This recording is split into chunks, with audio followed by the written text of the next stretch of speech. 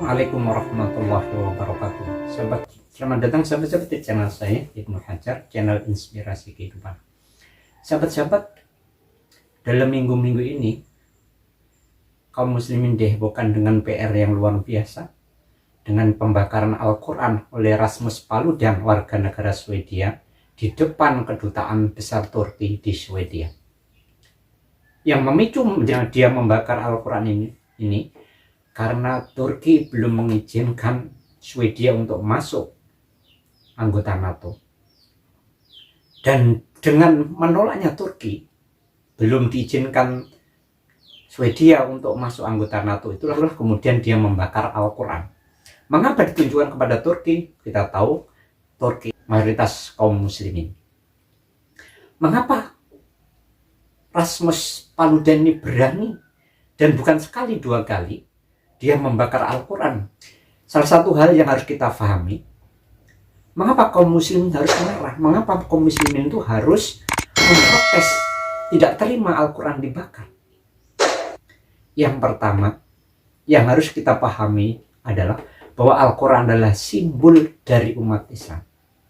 Karena di dalam Al-Quran itulah kemudian wahyu Allah Subhanahu wa Ta'ala di sana dan sebagai petunjuk bagi seluruh manusia. Dan simbol ini harus kita pahami bahwa simbol ini adalah sebuah nyawa dari sebuah agama, nyawa bagi seorang muslim.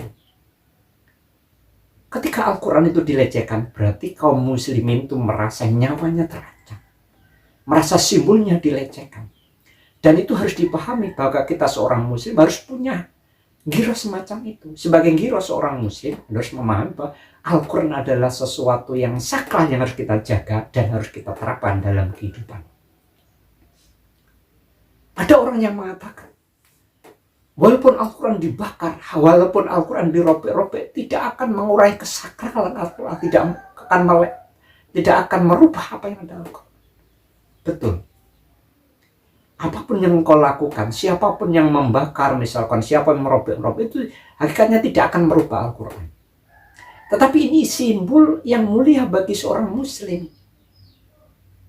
Karena dengan Al-Quran orang muslim itu akan melakukan aktivitasnya. Karena di dalam Al-Quran itulah kemudian semuanya hukum-hukum yang termaktub di dalamnya.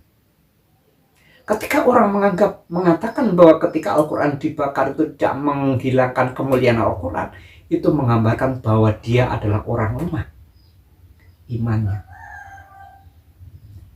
Sebagai contoh sahabat-sahabat semua, andai kata sebuah partai, kemudian bendera adalah sebagai sesuatu yang mulia di hadapan mereka, simbol bagi sebuah partai. Ketika bendera itu dibakar, apa yang mereka akan biarkan bendera aja, kita akan beli lagi. Bukan sekedar itu adalah pelecehan kepada partai itu. Apa mereka nggak marah? Akan marah karena adalah simbol dari partai itu sendiri. Begitu sebuah negara misalkan, ketika negara itu benderanya dibakar, negara akan marah karena itu simbol sebuah negara. Negara ada karena ada bendera itu sebagai simbol bahwa ini adalah simbol sebuah negara. Ketika simbol itu tidak ada, otomatis negara tidak ada. Nah, ketika orang kemudian diam Al-Quran dibakar, diam benderanya dibakar, berarti hakikatnya dia itu bukan pengikut dari kelompok atau golongan atau partai itu. Dan ketika kaum muslimin juga diam ketika Al-Quran dibakar, berarti itu sama dengan dia tidak punya giroh, tidak punya semangat menjaga dari simbol-simbol Islam itu. Yang pertama.